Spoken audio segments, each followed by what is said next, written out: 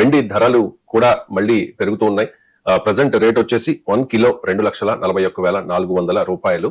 So ఇన్నాళ్ళు బంగారం గురించి మాట్లాడుకున్నాం కదా సార్, బంగారం ధరలు పెరగడానికి గల కారణాలు ఏంటి అనే దాని మీద ఇప్పుడు వెండి గురించి కూడా మాట్లాడుకోవాల్సిన పరిస్థితి. త్వరలో 3 లక్షలకు చేరుతుందనే అంచనాలు కూడా కొంతమంది వ్యక్తం చేస్తూ ఉన్నారు సార్. ఏంటి సార్ ఈ వెండి ధరలు ఇంతలా బంగారం కంటే ఎక్కువగా పెరగడానికి గల కారణాలు ఏంటి? అంటే మీరు అన్నట్లు బంగారం 75% రిటర్న్ ఇచ్చింది 2025. గోల్డ్ సిల్వర్ 150% పెరిగింది. అంటే ఆల్మోస్ట్ బంగారంతో పోలిస్తే డబుల్ పెరిగింది. సో చరిత్రలో ఎన్నడూ లేని స్థాయికి సిల్వర్ రేట్ ఇవాళ ఉంది. దీనికి ప్రధానమైన కారణం ఇది. సడన్ గా గోల్డ్ కన్నా సిల్వర్ కన్జంప్షన్ ఏం పెరగదు కదా. సో ప్రధానమైన కారణం ఏంటి అంటే సిల్వర్ ను ఒక కీలకమైన మెటల్ గా ప్రభుత్వాలు గుర్తించడం మొదలుపెట్టాయి. చాలా మందికి తెలియని అంశం ఏంటంటే సిల్వర్ ఇండస్ట్రియల్ యూస్ కూడా ఉంటుంది. అంటే it is not just precious metal గానే కాకుండా ఆభరణాలకు, మనం పట్టగొలుసులకు, కడియాలకు, వీటికి మట్టలకు చేసి వాడుకునే సిల్వరే మనకు తెలుసు. కానీ silver is an industrial material కూడా. అంటే పరిశ్రమలో ఉదాహరణకు సోలార్ ప్యానల్స్ తయారీలో సిల్వర్ వాడతారు, ఎలక్ట్రిక్ వెహికల్స్ లో సిల్వర్ వాడతారు, ఈవెన్ మిలిటరీ హార్డ్వేర్ లో సిల్వర్ వాడతారు. సో ఇలా రకరకాల ఇండస్ట్రీ అంటే solar panels, electric vehicles, military hardware, ఇలా అనేక రకాల ఇండస్ట్రీస్ లో సిల్వర్ ఒక రా మెటీరియల్. అందుకే సిల్వర్ కు కేవలం కన్స్యూమర్ డిమాండ్ ఉండదు, ఇండస్ట్రియల్ డిమాండ్ కూడా ఉంటుంది. అది సిల్వర్ కున్న ప్రత్యేకత. ఇండస్ట్రియల్ డిమాండ్ ఉండడం వల్ల సిల్వర్ స్టాక్ పైల్స్ ను కాపాడుకునేందుకు ప్రభుత్వాలు ఆలోచిస్తున్నాయి. 2025 లో అమెరికా ఫస్ట్ టైం సిల్వర్ ను క్రిటికల్ మినరల్స్ జాబితాలో చేర్చింది. అంటే కీలకమైన ఖనిజాలు అని. ఇప్పుడు మనకు యురేనియం, థోరియం, పల్లేడియం, సో ఇలాంటివి ఉంటాయి, కోబాల్ట్, ఇలాంటి రేర్ ఎర్త్ మెటల్స్ ఉంటాయి. సో జర్మేనియం, ఇలాంటి ఇప్పుడు మీకు పీరియాడిక్ టేబుల్ లో లాస్ట్ లో ఉంటాయి. ఇవన్నీ వీటి రేర్ ఎర్త్ మెటల్స్ అంటారు. అంటే అవి రేర్ గా దొరికాయి కావు. రేర్ ఎర్త్ మెటల్స్ అంటే చాలా మంది ఏమనుకుంటారు అంటే రేర్ గా దొరుకుతాయేమో. రేర్ గా దొరకవు, కానీ చాలా దేశమంతా ఈవెన్ ఆంధ్రప్రదేశ్ తీరాన కూడా భారీ ఎత్తున ఈ రేర్ ఎర్త్ మెటల్స్ ఉన్నాయని ఇటీవల జియోలాజికల్ సర్వే ఆఫ్ ఇండియా డేటాను కోట్ చేస్తూ టైమ్స్ ఆఫ్ ఇండియాలో కథనం వచ్చింది. నేను దానిపైన సెపరేట్ గా కూడా నా యూట్యూబ్ ఛానల్లో మాట్లాడాను. ఆంధ్ర తీరాన కీలక ఖనిజాలు అని. కానీ మరి వీటి రేర్ ఎర్త్ ఎందుకంటారు అంటే ఖనిజం నుంచి చాలా కొద్ది మోతాదులోనే ఇది బయటకు వస్తుంది. అంటే ఓర్లోకి వెళ్ళి తీసేటప్పుడు చాలా మైన్యూట్ క్వాంటిటీలోనే ఈ మెటల్ దొరుకుతుంది కనుక దీన్ని రేర్ ఎర్త్ మెటల్స్ అంటారు. ఇప్పుడు సిల్వర్ ను కూడా ఆ రకమైన critical minerals, rare earth metals అంటే స్ట్రాటజిక్ మినరల్స్ జాబితాలో అమెరికా చేర్చింది. So that is the significant boost. Silver కు ఎక్కడ లేని విలువ. అంటే కన్స్యూమర్ డిమాండ్ పెరగడం కాదు, మీకు ఇప్పుడు గోల్డ్ లాగా ఫారిన్ ఎక్స్చేంజ్ లో భాగంగా బంగారం నిల్వల్ని సెంట్రల్ బ్యాంక్స్ పెంచుకుంటున్నాయి.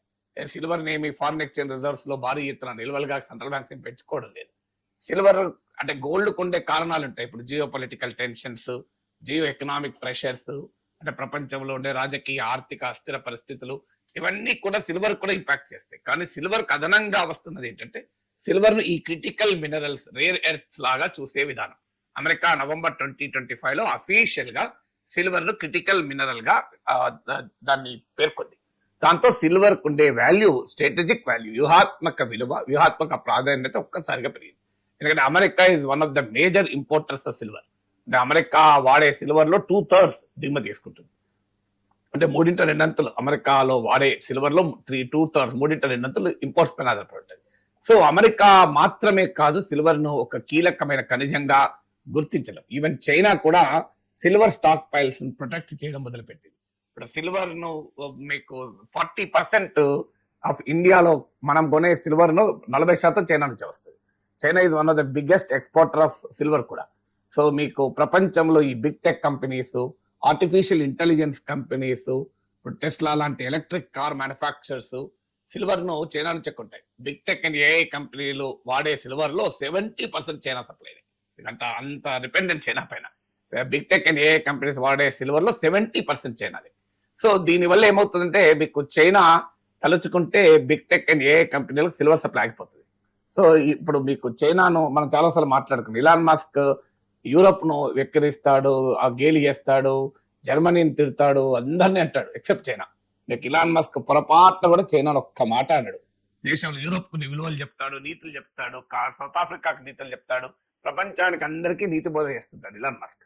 అందరినీ అవహేళన చేస్తుంటాడు. కానీ చైనాను ఒక్క మాట అన్నాడు. ఎందుకంటే చైనీస్ మార్కెట్ ఇలాన్ మస్క్ చాలా కీలకం. తన కార్లకు, ఎలక్ట్రిక్ వెహికల్స్.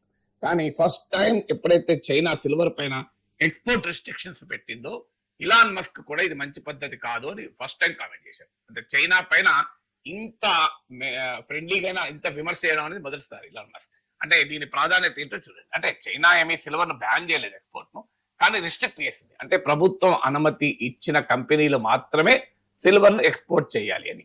సో అందువల్ల దీనివల్ల ఏమైందంటే సిల్వర్ కి ప్రత్యేక హోదా, సిల్వర్ కు స్పెషల్ కేటగిరీ స్టేటస్ వచ్చింది ఆంధ్రాకి రాకపోయినా. సో ఈ సిల్వర్ కు స్పెషల్ కేటగిరీ స్టేటస్ ఎప్పుడైతే ప్రభుత్వాలు ఇవ్వడం మొదలు పెట్టాయో సిల్వర్ ప్రైసెస్ అనేది విపరీతంగా పెరిగాయి.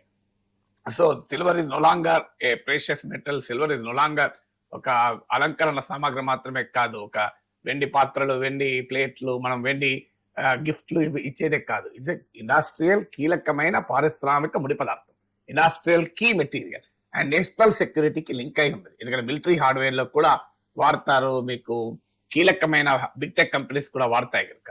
సో ఈ సిల్వర్ కున్న ఈ హోదా పెరగడము, మారడం వల్లనే ఇప్పుడు సిల్వర్ డిమాండ్ ఇంత భారీగా పెరిగి గోల్డ్ ప్రైసెస్ కన్నా రెట్టింపు వేగంతో పెరుగుతున్నాయి. 2025 లోనే 150% సిల్వర్ ప్రైసెస్ పెరగడానికి కారణం అది.